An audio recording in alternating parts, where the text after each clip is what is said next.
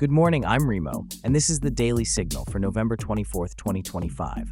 We're starting with breaking news. Israel has assassinated Hezbollah's top military commander in a massive airstrike on Beirut, killing at least 15 people and threatening to ignite a full-scale Middle East war. Hezbollah is promising devastating retaliation as we speak. Stay tuned. This is just one of 10 critical breaking stories that could change everything today. Unfiltered. Now. Here are 9 more stories breaking right now that you absolutely need to know. Urgent. 50 children have escaped a mass school abduction in Nigeria, but over 50 are still missing as armed bandits hold them hostage in the wilderness. Breaking. Israel's ceasefire with Gaza is collapsing as new airstrikes kill more than 20 people, with hospitals overwhelmed and bodies buried under rubble. Crisis. Suicide bombers have breached a Pakistan military headquarters, killing 3 officers in a coordinated terrorist attack that has security forces on edge. Major escalation. Japan has crossed China's red lines with military intervention threats over Taiwan. Beijing is warning of serious consequences as both nations mobilize. Travel chaos. All flights to Venezuela are canceled after the FAA issued emergency warnings about unpredictable military activity and radar blackouts. Natural disaster. Tropical cyclone Fina has devastated northern Australia with record rainfall and hurricane-force winds, leaving 20,000 without power. Health emergency. Delhi's lethal smog has returned with pollution 20 times above safe levels. At least 10 are dead, and millions can barely breathe. Cultural erasure. Russian occupiers in Mariupol are systematically destroying Ukrainian identity, burning flags and forcing re-education on thousands. Diplomatic collapse. The G20 summit ended in failure after the United States walked out, leaving global climate and economic deals in ruins. These stories are developing fast, and the stakes couldn't be higher. Let's get the critical details you need to know. The Middle East is on the brink of war this morning after Israel's targeted assassination of Ibrahim Aqil, Hezbollah's most senior military commander. The airstrike hit a densely packed residential building in Beirut's southern suburbs, triggering massive explosions that lit up the night sky. What authorities aren't telling you is that this wasn't just any target. Aqil was planning what intelligence sources call the most devastating attack on Israeli soil since October 7th. The strike killed at least 15 people, including women and children who were sleeping in their homes. Here's what's happening right now. Hezbollah fighters are mobilizing along Israel's northern border.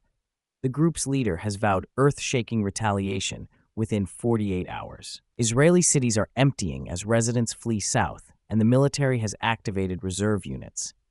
This could mean full-scale war involving Iran, Syria, and potentially the entire region.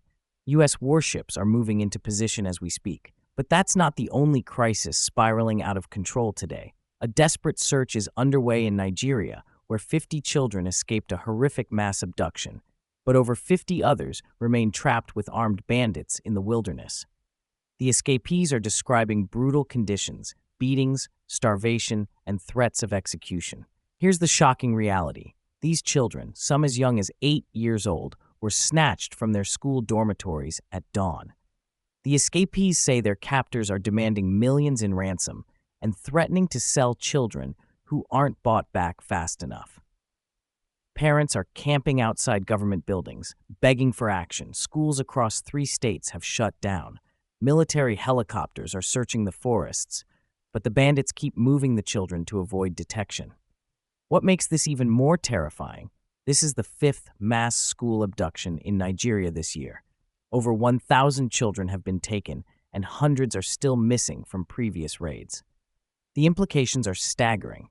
Nigeria's education system is collapsing as parents refuse to send children to school. Meanwhile, another situation is spiraling in Gaza. The fragile Gaza ceasefire is collapsing as Israeli airstrikes have killed more than 20 people in what could be the deadliest day since the truce began. Hospitals are overwhelmed, and rescue teams are digging bodies from the rubble of a residential building.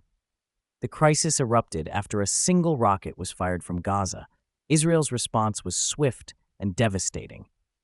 Entire families were wiped out when missiles hit their apartment block. Survivors describe hearing children screaming under collapsed concrete. What's terrifying is the escalation. Hamas is calling for immediate retaliation, and rocket warning sirens are blaring across southern Israel. The ceasefire mediators say negotiations are in intensive care. This could mean return to full war, with thousands of civilians trapped in the crossfire. Aid agencies are warning they can't handle another humanitarian catastrophe. Sources confirm this is far worse than initially reported. The strikes hit areas where families thought they were safe. Adding to today's security chaos, security forces are scrambling after twin suicide bombers infiltrated Pakistan's elite paramilitary headquarters, killing 3 officers and wounding 15 in a coordinated terrorist attack. The bombers detonated explosive vests inside the heavily fortified compound, breaching multiple security checkpoints. The Tehrik-e-Taliban Pakistan claimed responsibility, calling this just the beginning of a new terror campaign. Intelligence warns that more attacks are planned against military and government targets across the country. Here's what's most alarming. This wasn't some random assault. The attackers had inside knowledge of security protocols. They knew exactly when guards changed shifts and which gates had the weakest defenses.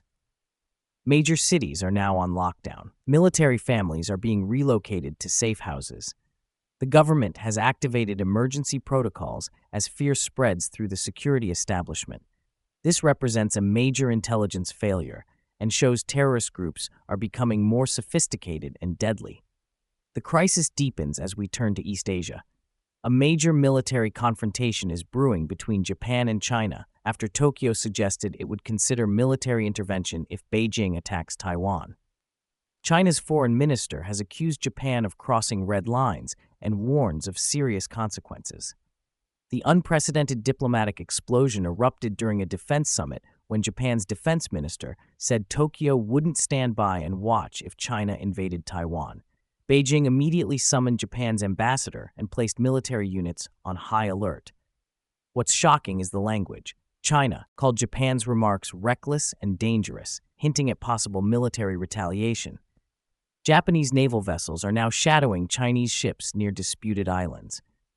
This is the worst Japan-China crisis in decades.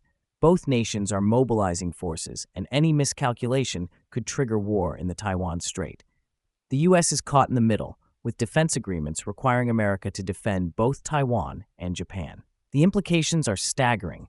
A conflict could draw in multiple nuclear powers and crash global markets. But that's not all. Travel chaos is erupting across Latin America. All commercial flights to Venezuela have been canceled after the FAA issued an emergency warning about unpredictable military activity and unauthorized radar blackouts in Venezuelan airspace. Thousands of travelers are stranded as airlines scramble to reroute passengers. The warning cited military flights operating without coordination and communication blackouts that make civilian aviation extremely dangerous. Sources suggest Venezuelan forces are preparing for potential U.S. military action. This is creating massive travel chaos across Latin America.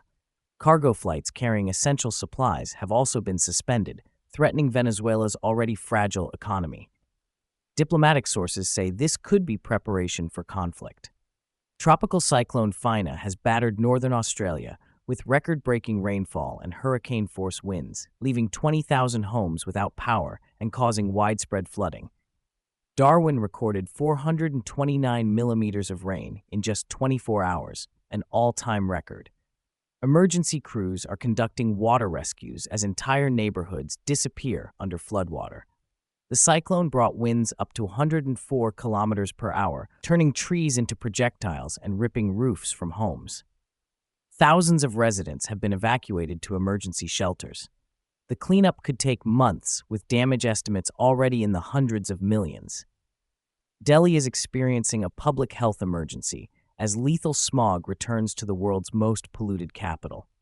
Air pollution levels are 20 times above safe limits, forcing school closures and overwhelming hospitals. At least 10 deaths are already linked to the toxic air. Residents describe breathing smoke and visibility so poor they can't see beyond 10 meters. Hospitals report a surge in respiratory emergencies, with children and elderly people most at risk. The city of 30 million is essentially unlivable. Emergency measures are in place, but critics say it's too little, too late. This crisis affects more people than most natural disasters. Russian authorities in occupied Mariupol have launched a systematic campaign to erase Ukrainian identity. Ukrainian flags and symbols are being burned in public squares, while schools are forced to teach Russian-only curricula. Residents face forced re-education programs, and anyone speaking Ukrainian in public risks detention. Museums have been stripped of Ukrainian artifacts, and libraries are burning Ukrainian books. This represents cultural genocide, the systematic destruction of an entire people's identity. Underground networks are risking their lives to preserve Ukrainian culture and help families escape. The G20 summit ended in complete failure after the United States delegation walked out during climate negotiations, accusing allies of economic coercion. The absence of American leadership left critical global agreements in ruins. The U.S. envoy's walkout came during discussions about fossil fuel subsidies, creating the worst diplomatic crisis at a G20 summit in history. Developing nations fear they'll lose critical climate funding and debt relief. This collapse deepens the rift between America and its allies, potentially reshaping the global order as BRICS nations move to fill the leadership vacuum. These stories reveal a world in crisis on multiple fronts. From potential war in the Middle East to diplomatic collapse at the G20, we're seeing the breakdown of international cooperation just when global challenges demand unity. The pattern is unmistakable. Conflicts are escalating, natural disasters are intensifying, and the international system that kept peace for decades is fracturing. What happens in Gaza affects oil prices globally. Tensions between Japan and China threaten the world's most important trade routes. Climate disasters in Australia preview what's coming for millions more. This is all part of a bigger picture, a world struggling with interconnected crises that no single nation can solve alone. The stakes have never been higher, and the margin for error is shrinking rapidly. We'll continue monitoring these developing situations throughout the day. The world is changing fast, and these stories will shape what comes next. I'm Remo. This has been the Daily Signal. Stay informed, stay safe, and we'll see you tomorrow with the latest breaking developments. Unfiltered. Now.